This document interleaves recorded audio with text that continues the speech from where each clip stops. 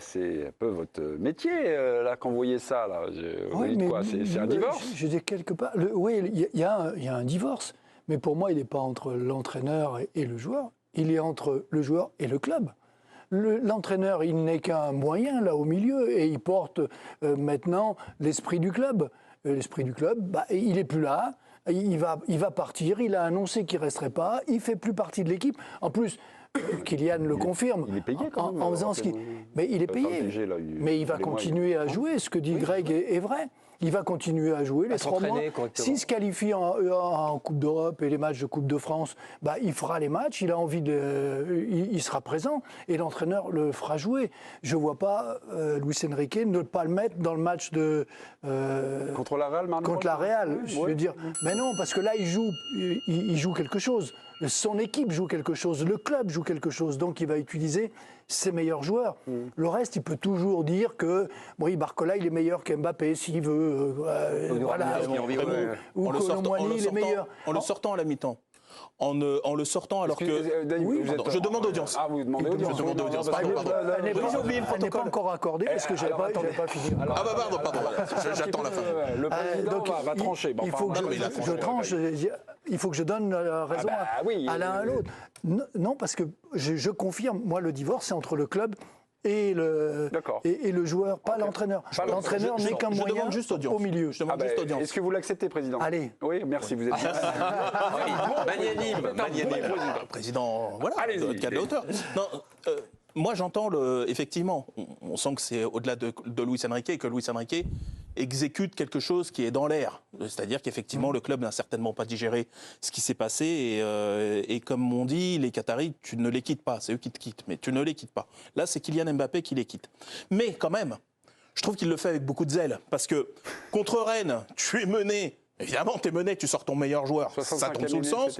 La mi-temps d'un match où tu te fais quand même bien marcher dessus par Monaco qui trouve les moyens de ne pas marquer, mais quand même tu te fais marcher dessus. Tu sors Kylian Mbappé. Tel autre match, tu le laisses sur le... le premier de la série. Voilà, exactement.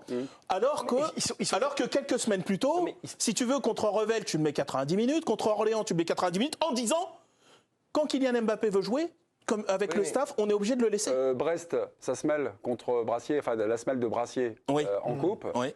Il sort pas. Il sort pas. Non, mais là, à une semaine de la non, mais j'entends ce que dit Dave, mais la différence, c'est qu'ils sont champions de France.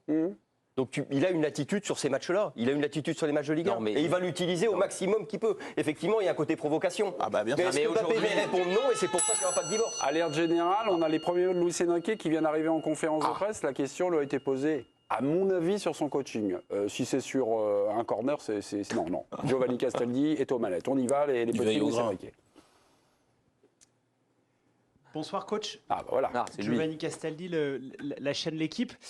Vous avez pris la décision de sortir Kylian Mbappé à la mi-temps. Est-ce que c'était un choix par précaution, parce qu'on a vu qu'il avait pris un contact avec Maripane, ou c'était un choix tactique pour vous? Merci.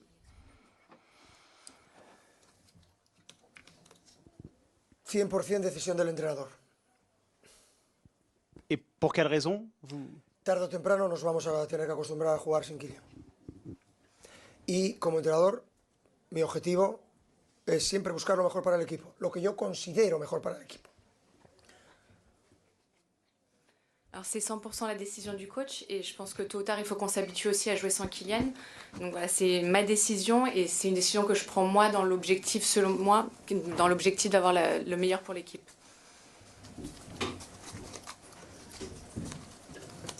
Est-ce que vous pouvez nous expliquer votre gestion de Kylian? Avant, il ne sortait jamais. Ça fait le 3e match qu'il n'était pas orienté. Est-ce qu'il y a un problème avec lui? Et qu'est-ce qui vous fait penser que votre équipe a plus de chances de gagner le match sans lui? No voy a entrar en este juego. Yo soy un profesional y esa contestación que le he dicho a tu compañero es la que voy a repetir hasta la saciedad. No la pienso repetir más. No hay ningún problema, es simplemente gestionar una situación de la mejor manera, que yo creo es la mejor manera. Nada más. Je ne vais pas rentrer dans ce jeu-là. Je suis quelqu'un de professionnel. Voilà, la question J'ai déjà répondu à votre collègue et je continue à répondre de la même façon. Il n'y a aucun problème. Pour moi, c'est juste une question de gestion et de la façon dont je gère, selon moi, au mieux l'équipe.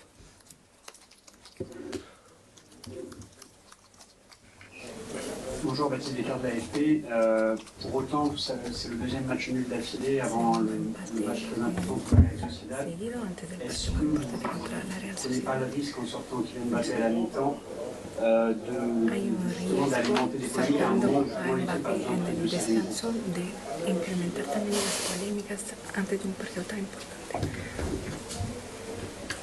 Tres de tres, hat-trick. Esto es un hat-trick. 3 preguntas sobre lo mismo. Misma contestación. He marcado más de un hat-trick. Hasta en Champions he marcado hat-trick. Misma respuesta. C'est la même réponse. C'est un peu un triplé ce soir, 3 questions sur le même sujet. Voilà, moi, ça m'est arrivé de marquer même plus que des triplés pendant des matchs, parfois même en Ligue des Champions. Donc, la même réponse pour tout le monde. C'est quand même le plus dangereux. Voilà, c'est un choix sportif. C'est le propos de Luis Enrique. Hervé Fredo, vous avez vu la première période? Oui, la première période de il mérite de sortir. Non, mais c'était d'ailleurs peut-être le plus dangereux. Lui qu'un autre. Enfin, non, mais c'est surtout tellement pas ça. À force de dribbler tout le monde, Luis Enrique, il est meilleur qu'Mbappé à ce jeu-là, c'est pas possible. Mais à ce niveau de mascarade, je trouve, d'incommunicabilité. Ben voilà, on peut aussi, il peut mettre une espèce de vidéo, toujours la même, à la fin des conférences de presse, et puis nous la projeter. Hein, puisque, comme disait Marché à la grande époque, vous venez avec vos questions, moi je viens avec mes réponses. Donc Enrique vient avec ses réponses, il a sa com. Il faut s'habituer à jouer sans Mbappé. Il y a zéro sincérité, et on s'habitue à jouer. On prépare son prochain. Ce qui va se passer maintenant, c'est pas grave. Je remets dans le coin, Georges Marchais, c'est le premier secrétaire du Parti communiste à la fin des années 70. Non mais là on nage, honnêtement, on nage en plein début. On parle de Kylian Mbappé, là il faut quand même remettre les choses au centre du débat. Kylian Mbappé qui est considéré comme l'un des meilleurs joueurs du monde, tout le monde est d'accord là-dessus. Mais imaginez-vous quand même, si à une époque, si vous étiez entraîneur de Barcelone, vous auriez sorti Messi quand vous êtes mené, ou que vous êtes en difficulté. Attends, Messi n'a jamais annoncé qu'il quittait le club. Oui, non, mais c'est pour ça. C'est pour revenir après sur le débat, qui est pourquoi c'est acté. Pourquoi à un moment, Luis Enrique se dit, finalement, c'est moi qui vais prendre les clés, puis la star de l'équipe, finalement, ça devient l'équipe de Luis Enrique, et c'est plus celle de Kylian Mbappé. Et Kylian Mbappé, son body language d'après-match, c'est un truc incroyable. Vous n'avez jamais vu ça. C'est ce que Giovanni nous a dit. Personne n'a vu ça? Moi, j'ai jamais vu quelque chose comme ça. Il sort du vestiaire déjà à la mi-temps et au téléphone. Pendant que les copains jouent. Il est peut-être un jour des joueurs. Il dit, vous le trouvez bon, pas mal, peut-être on fera 20 millions à la fin de la saison. Il a pris la douche.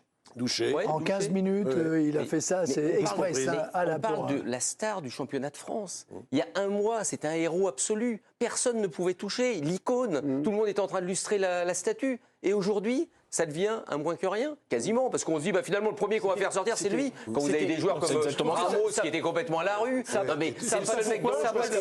fait 7 ans dans le même club, et là il veut pas prolonger. Ça n'a pas de sens. Ça devient un paria. Ça n'a pas de sens si vous voulez de le sortir indépendamment de sa prestation, puisqu'on sait qu'un mec comme Mbappé, s'il va au bout des 90 minutes, il va se passer quelque chose. Si Didier Deschamps avait voulu le sortir après 70 minutes de la finale de la Coupe du Monde, il pouvait le faire parce qu'on le voyait pas. Mais ce genre de joueurs, ça ne colle pas à leur réalité. Donc je trouve que c'est presque une provocation à ce stade. C'est ce que je pense. Excusez-nous, c'est un divorce. Il y a l'attitude de Mbappé qui est également un peu provocante. Bien sûr. Un spécialiste de la provocation, répondez. Là, vous êtes régalé. Je me suis régalé. Non, mais sur la compte de Luis Enrique. Luis Enrique, il est parfait. Dans la provocation. Il est parfait et il répond. Ça fait 3 fois. Moi, je l'ai fait souvent. Mais on me l'a déjà posé cette question. Une autre question, s'il vous plaît. Une autre question. Mais comment? Et il a raison. Je dis, on lui pose 3 fois la même question. Il répond. On essaye de la poser différemment. Et je me souviens l'avoir dit une fois à un journaliste, je sais, vous avez fait des cours pour poser les questions différemment, pour nous faire croire qu'on n'a pas compris la première question. Je l'ai compris. Mais Raymond, là où je te suis moyennement. Quoi? Je comprends le truc de renvoyer la personne dans ses 22, admettons. Ce que je veux dire, c'est que s'il explique, puisque c'est un choix d'entraîneur, s'il explique la logique qu'il y a derrière. Alors que là, il dit juste, c'est un choix d'entraîneur. Non, 100%. Il explique rien du tout. Il dit, il faut préparer. Oui, mais pas à la mi-temps. C'est pas à la mi-temps du match contre Monaco que tu prépares la saison dans 8 mois. On va vous laisser vous engueuler, mais on va revenir. Giovanni, viens remettre de l'ordre. Parce que Giovanni, là, entre Luis Enrique et à 18h, il y a un petit délai. La con vient de se terminer. On a commencé à écouter Luis Enrique sur l'attitude générale. vous le trouvez comment on ne va pas le noter, mais vous l'avez trouvé comment, résumé du propos?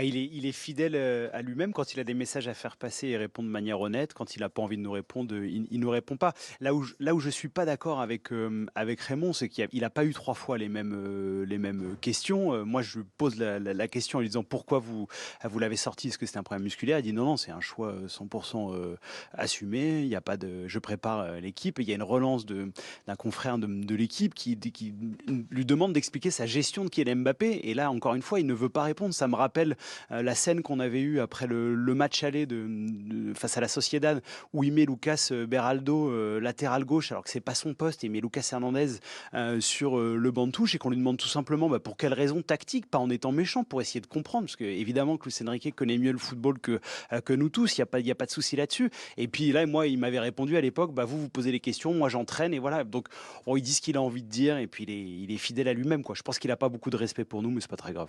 Kylian Mbappé se considère-t-il encore comme un joueur du Paris Saint-Germain? Non, on a l'impression d'une tournée d'adieu. Oui, il va se considérer au moins pour une chose, c'est que lui, il a un rêve absolu. Il y a peu de chances qu'il y arrive, malheureusement pour lui, mais enfin bon, il a encore ça en magasin, c'est d'être champion d'Europe. C'est pouvoir gagner la Ligue des Champions. Donc lui, ce qui est certain, c'est qu'il sera là contre la Real Sociedad si on le fait jouer. Parce que je ne sais pas ce qui va se passer, j'ai aucune lisibilité sur l'avenir. Bon, on verra. À première vue, il devrait jouer quand même. Il peut peut-être le préserver pour le quart de finale. Pour le quart de finale.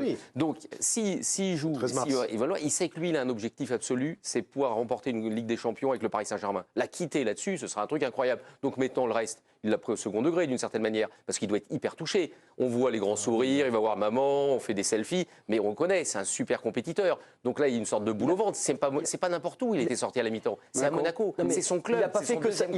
Il n'a pas fait que ça. Lui a répondu à la provocation de Luis Enrique par une petite provocation quand même. C'est-à-dire qu'il s'est rebiffé. C'est-à-dire qu'ils se l'air de rien, ils sont quand même en train de jouer à un jeu où tu sens que s'il y en a un qui dérape, c'est quand même un fil. Pardon, je trouve que c'est un chemin étroit. Mais c'est pas bon pour le club lui-même, attention. Ça va mener où, ça? Ça peut venir, ça peut mal se passer. Le train peut dérailler. Le train peut dérailler. Le train peut dérailler, attention. Parce qu'ils sont tous à se chauffer, parce que c'est un peu ça que ça veut dire. Normalement, dérailler, ça veut dire quoi? Il va se passer quoi? Je veux dire, imaginons, ils passent en Coupe d'Europe, ils ont le tour après, ils se font virer le tour après. Ça sera au mois de mars. Moi, je peux vous dire. La Coupe de France, il y aura la Coupe de France encore là qui traînera s'ils ne se font pas battre par il suffit qu'il prenne son téléphone, qu'il appelle n'importe quel journaliste, il peut faire exploser le bordel. Mais demain, mais il va dire quoi? Il va dire quoi? Il va dire quoi? Il va dire quoi? On ne parle plus de sport. Non. Et tu vas l'écouter, toi? Il va dire quoi? Il a annoncé qu'il n'était plus au club l'année prochaine. Il y a encore 3 mois. Il est géré maintenant comme les autres. Je veux dire, il n'est plus considéré, ce que tu disais tout à l'heure, comme le projet du club, c'est plus lui. C'est Enrique qui monte le projet du club. Oui, mais on lui fait payer un truc. On lui fait rien payer du tout. Je suis pas d'accord. Mais Enrique, le projet. C'est le jeu. Maintenant, c'est le jeu. Tant qu'ils joueront quelque chose. Là, on est sur une vexation. C'est la réalité. C'est pas le jeu. Non, Raymond, j'ai juste une question. C'est aussi un jeu dangereux de sortir Kylian Mbappé pour gagner des matchs. Enfin, je sais pas. Ça n'a pas de sens. Ils ont 10 points d'avance en championnat. Ouais, 11. Oui, mais s'ils perdent ce soir à Monaco, je dis pas, c'est un échec absolu. Évidemment qu'on peut perdre à Monaco, mais ils n'empêchent accumuler. Mais accumulons des défaites jusqu'à la fin de saison, et en étant champion, évidemment. Mais sur une mauvaise dynamique et élimination en quart de finale. J'ose pas imaginer contre Real Sociedad. Mais imaginons le tour d'après. Quart de finale, mais même Enrique, qui est en train de nous parler de la saison prochaine, j'aimerais bien savoir comment il sera en fin de saison lui-même. Moi, mon constat, il nous parle de la saison prochaine, mais la saison prochaine. Est-ce qu'il est sur diète? Non, est-ce qu'elle a déjà commencé là? En fait, là. Non, mais c'est fou de dire ça. Non, mais vous il semblerait que la saison prochaine ait commencé maintenant. Non, mais alors, tout à l'heure, vous parliez de est-ce qu'on a déjà vu ça dans l'attitude de Mbappé? Je n'ai jamais entendu un entraîneur au mois de février, puisque ça a commencé cette petite musique en février. En février, dire je prépare la saison prochaine alors que tu es encore présent sur tous les tableaux. Et oser dire. Je n'ai jamais vu ça. En conf de presse, et oser dire. Ça, moi, je trouve que c'est un des trucs les plus choquants. Oser dire en conf de presse, juste avant ce match-là. Attendez, on l'a. Mon équipe sera meilleure. Lis dans tes pensées. Tactiquement, on l'a, c'était hier. Écoutez-le. Je suis convaincu que nous aurons une équipe encore bien meilleure la saison prochaine que celle de cette saison. Je n'ai aucun doute là-dessus, sur tous les points de vue. En défense, en attaque, physiquement, techniquement et tactiquement, je n'ai aucun doute là-dessus. Qu'est-ce qui passe pas, Hervé? Ah non, là c'est génial. Vous êtes en train de dire à votre équipe, on va vous jouer actuellement. Eh les gars, vous êtes un peu minables, vous êtes bien gentils, mais l'année prochaine, l'équipe qu'on aura, ça va être autre chose. Ça, c'est le message, ça? Non. C'est ce que tu peux entendre. Parce que c'est en deux parties. J'essaye de le défendre le plus possible. Oui, mais là, non. Mais là, j'ai du mal. Un point Penaud, 0 Savez-vous que fin 2023, là, même à l'automne 23, la première partie du truc, c'est déjà. Vous allez voir, on n'est pas terrible là. C'est vrai qu'on fait des trucs pas bien, mais en février-mars, maintenant, vous allez voir ce que vous allez voir. Ça va vraiment dépoter. Et maintenant, on est en février-mars. Non mais ça compte plus là. Tout se joue d'habitude en fin de saison pour tous les clubs, tous les grands clubs. Il y a la Ligue des Champions, on est encore en lice. Il y a la Coupe de France, on est en quart le 13 mars contre Nice. On est en championnat, bon, on peut aussi on va avoir quelques objectifs quand même. Non mais tout ça, c'est balayer d'un revers de main. Ce qui compte, c'est la saison prochaine. Que j'entraînerai peut-être même plus, parce que si je continue à faire n'importe quoi, ce sera peut-être même plus l'équipe. Ça sera pas moi. Greg Schneider, sans ironie. Sans ironie aucune, cette phrase, elle est exprès pour Mbappé. Vous pouvez le prendre à l'envers, à l'endroit. Elle est exprès pour Mbappé. Elle est que pour lui. Excusez-moi, mais hier, Damien Degore, qui a suivi la conférence de presse qui suit, lui était un peu perdu. Il dit j'ai du mal à lire. Non, mais si. J'ai du mal à lire. En fait, il a compris ce que ses employeurs voulaient de lui. Mais c'est pour on perd notre meilleur joueur, mais on sera plus fort à la mi-temps là, c'est pour Mbappé. C'est une patate que tu lui mets. Le faire sortir contre Nantes à 65 contre c'est pour Mbappé. Honnêtement, il se le farcit toutes les semaines. De passage tous les lundis soirs. C'est son créneau, c'est dans son contrat. Yvan Lemay nous répète depuis déjà quelques semaines, depuis l'annonce du départ de Kylian Mbappé à Nasser Al-Khelaifi, il a fait une erreur en annonçant son départ. Trop tôt, ouais. Je ne sais pas, mais est-ce qu'il a fait une erreur? Alors on était un peu partagés au moment où il l'a annoncé. Et finalement, quelques semaines après, est-ce qu'on est en train de commenter ce soir? Est-ce que c'était donc une erreur? Alors, ce qui est terrible, parce que je l'ai entendu, effectivement... Bah oui, vous regardez les émissions qu'on exactement, je ne rate rien. Je l'ai même revu. Non, mais ce que je veux dire, qu'on peut entendre cette hypothèse. Et la suite du feuilleton a l'air de, effectivement, donner plutôt raison à Yvan. Mais maintenant, s'il ne l'avait pas dit, et qu'il avait laissé ce feuilleton aller jusqu'au bout, et que de toute façon, sa volonté était de partir. Et qu'en mai, ou fin mai, ou début juin, ils disent je ne prolonge pas, je quitte le club pour aller là où il ira, c'est-à-dire vraisemblablement au Real Madrid. On lui serait tous tombés dessus en disant t'as pas annoncé au club pour qu'il puisse se retourner, se préparer, tu leur as fait croire que l'hypothèse que tu puisses rester existait. Ce que vous êtes en train de dire, c'est des reproches qui auraient pu être faits. Oui. Moi, ma question, c'était... pour sa gestion à lui. Il donne sa décision et il peut imaginer que le club pour qui il a été irréprochable pendant 7 ans, il peut imaginer que le club va le traiter comme ça. Pour Yvan Lemay, qui nous expliquait, il dit finalement quand tu pars, t'as pas besoin de l'annoncer. Oui, mais t'as pas besoin de l'annoncer. Je sais pourquoi il l'a fait. Non, mais là la différence quand même, c'est qu'il y a eu une vraie discussion avec Nasser Al-Khelaifi. C'est ça, c'est que ça avait été décidé. Non, c'est Kylian Mbappé qui a provoqué la discussion parce qu'il voulait l'avoir bien avant. Et qu'est-ce qu'il préconisait, Yvan? Il n'a pas annoncé à Nasser. Yvan, on n'annonce rien du tout, de toute façon, en creux. En creux, les gens vont comprendre. Là-dessus, lui annonce, la formule, c'était partir discrètement. Pas partir, on va dire, par le haut, nettement. Justement, c'est un peu... Oui, je comprends. Non, mais c'est justement... Habilement. Oui, mais ça tombe. C'est justement toute sa stratégie est là, en fait. C'est-à-dire que lui a essayé de faire... Si c'est pour finir à faire des selfies avec les supporters de Monaco... Super. Moi, je peux vous expliquer pourquoi il a fait ça, après, si ça... Il aime les selfies. Non, le truc, c'est qu'il ne voulait pas que ce soit un espèce de psychodrame comme ça a été à chaque fois. Il ne voulait pas que ce soit brutal, qu'il y ait un suspense. Non, alors qu'est-ce qu'il a fait ? Là, on est dedans. Non, mais je vais essayer de finir, si c'est possible. Essayer de commencer. Il a essayé petit... Non, mais... Allez-y. Vas-y. Non, vas-y. Parce que là, en plus, c'était bien parti. Ça a l'air bien. Donc, il a essayé d'installer, pour qu'il n'y ait pas de psychodrame, il a essayé d'installer cette idée petit à petit. On appelle ça la mitridacisation, si vous voulez savoir. Mitridacisation. C'est-à-dire que d'abord, il ne communique pas, ensuite, il dit rien, ensuite, il laisse comprendre que, ensuite, il y a un peu de off, ensuite, il dit je quitte le club, ensuite, ça va être officiel, et enfin, il y aura le Real Madrid. C'est-à-dire que c'est une étape après l'autre, pour pas qu'il y ait cette espèce d'effet par rapport aux supporters, pour pas que tout le monde se retourne contre lui. Donc, il a essayé de le faire progressivement pour habituer les gens. Par exemple, début janvier, il fait un truc avec Prime Video, mes plus beaux buts en championnat de Ligue 1, donc il installe un petit côté rétrospectif. Il a essayé, en tout cas, il a tort, il a raison, mais il a essayé, c'est ça qu'il a essayé de faire. Sur Prime, il est joueur du mois, c'était contractuel, il était obligé de parler. Non, il a fait un truc sur mes plus beaux buts en Ligue 1. C'est pas la vérité. Il aurait très bien pu faire juste une interview.